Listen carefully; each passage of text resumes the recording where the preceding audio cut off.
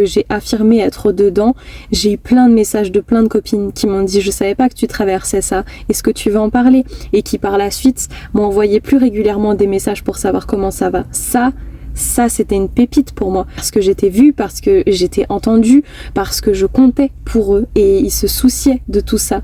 Et ça fait du bien, surtout au moment où on se sent tellement seul, tellement à côté de la plaque complet. Parfois c'est aussi des copines qui m'envoyaient juste un message pour me dire je pense à toi, t'inquiète, pas de pression, pas besoin de répondre, parce que pour moi c'était aussi difficile d'entamer des conversations. Si t'as besoin de téléphoner pour pleurer un bon coup, n'hésite pas, je suis là. Vous voyez le message? Je pense à toi, t'inquiète, pas besoin de répondre si t'es en galère, si t'as pas le temps, si t'as pas la force. Pour moi, la personne prenait en considération mon état et n'attendait pas de moi quelque chose que je n'étais pas forcément capable de donner à ce moment-là et en avait conscience. Si t'as besoin, je suis là. Mais si t'as pas besoin, te prends pas la tête à nourrir cette relation. Je sais que pour l'instant, c'est difficile pour toi.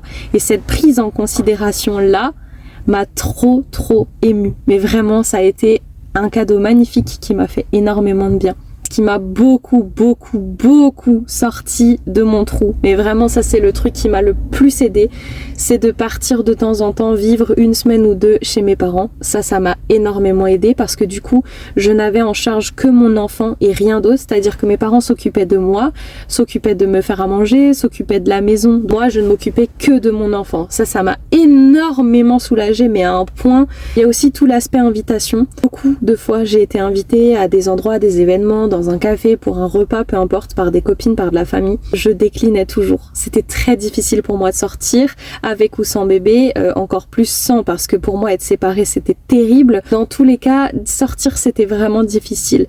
Et même si j'annulais, même si je refusais, mes amis ont toujours continué de m'inviter encore et encore. Et j'en ai discuté par la suite et elles m'ont dit, mais en fait, un jour tu te sentiras et tu répondras oui. Sauf que si nous on arrête de t'inviter avant ce jour-là, ce jour ne pourra jamais arriver pour toi. Ils ont jamais perdu espoir qu'un jour je dirais ok, on y va. Mon mari non plus d'ailleurs. Il a longtemps demandé à ce qu'on sorte juste tous les deux et je ne pouvais pas sortir sans mon bébé, c'était pas possible. Mais pareil, il a pas baissé les bras, il a continué de me proposer. Quand je disais non, c'est pas grave, on emmène bébé.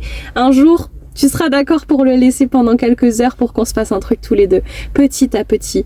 Et en fait, mes proches n'ont jamais désespéré du fait qu'un jour ça ira mieux, un jour je serai capable, un jour je dirai oui.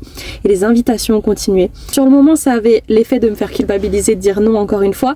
Mais en même temps, ça avait aussi l'effet de me dire, ils m'ont pas oublié. Ils m'ont pas oublié et ils ont encore envie de ma compagnie. Et dans un moment où j'avais l'impression que je servais à rien, que